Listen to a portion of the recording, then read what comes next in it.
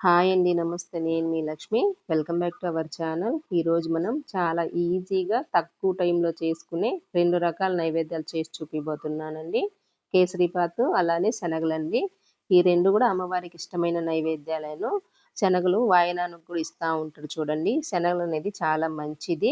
ఈ వరమహాలక్ష్మి పండగకి మీరు కూడా ఇలా సింపుల్ అండ్ టేస్టీ అయిన ప్రసాదాలు చేసి పెట్టండి అమ్మవారికి. ఇప్పుడు మనం ముందుగా కేసరిబాత్ చేయబోతున్నామండి. స్టవ్ మీద ఒక బాండ్లు పెట్టుకునేసి ఇందులోకి ఒక అరకప్పు నెయ్యి వేసుకునేద్దాము. అలానే ఒక 3 స్పూన్లు నూనె వేసుకోవాలి.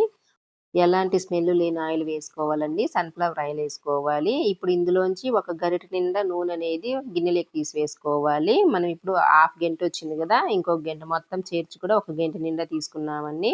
ఇప్పుడు ఈ నూనెని పక్కన పెట్టుకునేసి ఇప్పుడు ఈ బాండిల్లో ఉండే నేతిలో కట్ చేసి పెట్టుకున్న బాదం పప్పు, జీడిపప్పు, ఎండు ద్రాక్ష వేసుకునేసి మంట అనేది లో ఫ్లేమ్‌లో పెట్టుకునేసి వీటిల్ని ఇలా లైట్ కలర్ వచ్చేంత వరకు వేపుకోవాలండి.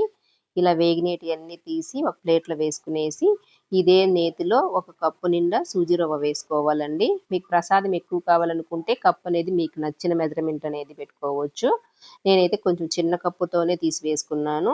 ఇప్పుడు దీన్ని నేతిలో ఇలా చక్కగా వేపుకునేయాలి. మంట అనేది సిమ్‌లోనే ఉంచుకోవాలండి. ఇది ఇలా వేగుతూ ఉండంగలోనే ఇంకొక పక్క మనం ఒక గిన్నెలోకి ఏ కప్పుతో అయితే సూజీ రవ్వ తీసుకున్నామో అదే కప్పుతో 4 కప్పులు నీళ్ళైతే వేసుకునేయాలి. ఇలా 4 కప్పులు నీళ్ళు వేసుకున్న తర్వాత ఈ గిన్నెని పక్కన పెట్టుకునేసి స్టవ్ మీద రవ్వ పెట్టుకున్నాం కదా! రవ్వని ఇలా కొద్దిగా కలర్ వచ్చేంత వరకు వేపుకోవాలి. ఇప్పుడు స్టవ్ ఆఫ్ చేసుకునేసి దీన్ని దించి పక్కన పెట్టుకునేసి స్టవ్ మీద మనం నీళ్ళు పెట్టుకునేయాలి. ఈ నీళ్ళల్లో కొద్దిగా కుంకుమ పువ్వు వేసుకోవాలండి కలర్ కోసము. ఒకవేళ కుంకుమ పువ్వు లేదు అనుకున్న వాళ్ళు ఒక చిటికెడు పసుపు వేసుకోవచ్చు. ఇలా నీళ్ళని కలుపుతూ ఉన్నామంటే నీళ్ళ వేడికి కుంకుమ పువ్వు అనేది కరిగి ఇలా యెల్లో కలర్‌గా మారుతదండి. ఇలా మారిన తర్వాత ఒక నిమిషం నీళ్ళని ఇలా బాయిల్ అవ్వనివ్వాలి. ఇప్పుడు దీన్ని దించుకునేసి మళ్ళీ స్టవ్ మీద రవ్వను పెట్టుకునేద్దాము. ఇప్పుడు ఈ రవ్వలో మొత్తం నీళ్ళన్నీ వేసుకునేయాలండి. ఇలా నీళ్ళు వేసుకున్న తర్వాత మంట అనేది సిమ్‌లోనే ఉంచుకునేయాలి. లేకపోతే అడుగు అంటేస్తది రవ్వ అనేది. ఇప్పుడు అంతా ఒకసారి ఇలా గరిటెతో చక్కగా కలుపుకునేయాలి. ఇలా అంతా బాగా కలిపిన తర్వాత స్పూన్ తీసి పక్కన పెట్టుకునేసి ఇందులోకి ఒక 3 లవంగాలు, ఒక చిటికెడు యాలకుల పొడి వేసుకునేద్దాము. కేసరి బాత్‌లో లవంగాలు వేస్తే చాలా బావుంటుందండి. టేస్ట్ గాని, స్మెల్ గాని ఒక్కసారి ఎప్పుడైనా ఇలా చేసి చూడండి. ఇలా అంతా చక్కగా కలుపుకునేసి ఇప్పుడు ఇందులో మనం ఫ్రై చేసి పెట్టుకున్న డ్రై ఫ్రూట్స్ వేసుకునేద్దాము. డ్రై ఫ్రూట్స్ కూడా వేసుకున్న తర్వాత అంతా ఒకసారి ఇలా బాగా కలుపుకునేయాలి.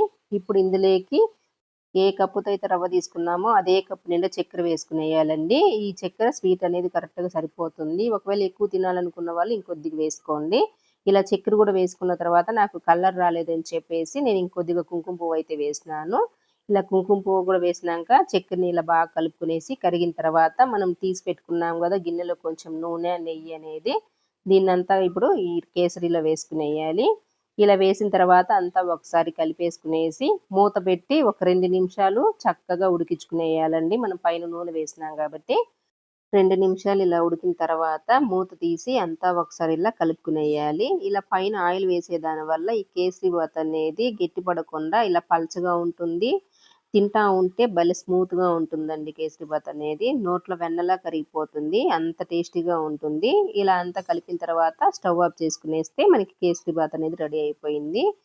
పండగలప్పుడనే కాకుండా స్వీట్ తినాలనుకున్నప్పుడు గూడా ఇలా సింపుల్‌గా, టేస్టీగా చేసుకోవచ్చండి ఈ కేసరిబాత్. నోట్లో వెన్నలా కరిగిపోయేంత టేస్టీగా ఉంటుంది. ఒక్కసారి ఈ విధంగా మీరు గూడా చేసి చూడండి. చాలా బాగుంటుంది. అంతే టేస్టీగా ఉంటుంది. రెండో ప్రసాదం వచ్చేసి శనగలండి. ఈ శనగలు గూడా అమ్మవారికి చాలా మంచిది. ఈటిల్లో 2 రకాలుంటాయి గదా! కాకపోతే ఇవే పెడతారు అమ్మవారికి. ఇప్పుడు మనం ముందుగా శనగలు నానబెట్టుకునేయాలి. నేను నైటే శనగలు నానబెట్టానండి ఒక కప్పు నిండా. ఇప్పుడు నీళ్ళతో సహా మనం కుక్కర్‌లో వేసుకునేద్దాము. శనగలు నానేకి ఎక్కువ టైం పడుతుంది కాబట్టి ముందు రోజే నానబెట్టుకునేయాలి. ఇప్పుడు ఇందులో కొద్దిగా సాల్ట్ వేసుకునేసి మూత పెట్టేసి స్టవ్ మీద పెట్టి ఒక 3, 4 విజిల్లు రానియ్యాలండి. 4 విజిల్లొచ్చిన తర్వాత స్టవ్ ఆఫ్ చేసుకునేసి కుక్కర్‌లో ఆవిరంతా పోయినంక మూత తీసి చూద్దాము. చూసారు గదండీ! మనకు శనగలు గూడా ఉడికిపోయినాయి. ఇలా ఉడకాలి మరీ మెత్తగా కాకుండా. ఇప్పుడు నీళ్ళన్నీ వంపేసి ఇవంతా ఒక ప్లేట్‌లో వేసుకునేయాలి. ఇప్పుడు ఈ శనగల తాలింపు కోసము స్టవ్ మీద ఒక గిన్నెలోకి కొద్దిగా నూనె వేసుకునేసి ఒక స్పూను, నూనె కాగిన తర్వాత అర టీ స్పూన్ ఉద్దిపప్పు ఆవాలు, అలానే ఒక స్పూను పచ్చిశనగపప్పు, ఒక 2 ఎండుమిరపకాయలు గూడా వేసుకునేసి అంతా ఒకసారి ఇలా బాగా కలుపుకునేయాలి. పోపు అనేది ఇలా కొద్దిగా వేగిన తర్వాత ఇప్పుడు మనం స్టవ్ ఆఫ్ చేసుకునేసి ఇందులోకి ఒక చిటికెడు పసుపు వేసుకునేద్దాము. పసుపు అనేది మీ ఆప్షనల్ అండి. తాలింపులో వేసుకుంటే వేసుకోవచ్చు, లేకపోతే లేదు. ఇప్పుడు ఈ తాలింపునంతా శనగల్లో వేసి బాగా కలిపేయాలి. నేను కరివేపాకు పైన తుంచి వేసినానండి తాలింపులో వేయకుండా. ఇలా కలిపిన తర్వాత ఇప్పుడు ఇందులోకి 2 స్పూన్లు ఎండు కొబ్బరి తురుము వేసుకోవాలి. మిక్సీ పట్టైన తురుమైనా వేసుకోవాలి. ఇంతే అండి, 2 రకాల ప్రసాదాలు రెడీ అయిపోయినాయి కదా. ఈ పండగకి మీరు కూడా ఇలా చేసి పెట్టండి. వీడియో నచ్చితే లైక్ చేయండి. ఇలాంటి మరెన్నో రెసిపీస్ కోసం మన ఛానల్ని సబ్స్క్రైబ్ చేసుకొని పక్కనే ఉండే బెల్ ఐకాన్ని క్లిక్ చేసినారంటే నేను పెట్టే వీడియోలన్నీ మిస్ అవ్వకుండా చూడడానికి